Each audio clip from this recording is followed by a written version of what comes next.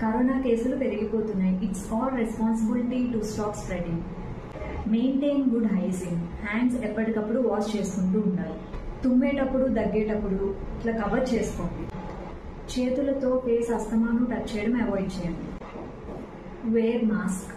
Crowded ప్లేసెస్కి వెళ్ళొద్దు and ventilation ఉండేలా చూసుకోండి సో దట్ దాన్ని మనం స్ప్రెడ్ చేయకుండా ఉంటాం. సిమ్టమ్స్ ఎలా ఉంటాయంటే అందరిలోనే అన్ని సిమ్టమ్స్ ఉండాలని లేదు. కొందరిలో కొన్ని సిమ్టమ్స్ ఉంటాయి.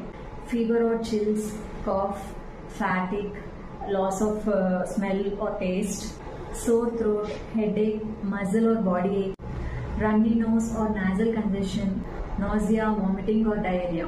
ఇలాంటి సిమ్టమ్స్ కనుక కనిపించినట్లయితే వెంటనే హాస్పిటల్కి వెళ్ళి టెస్ట్ చేయించుకొని కన్ఫర్మేషన్ తీసుకొని ఐసోలేట్ అవ్వండి.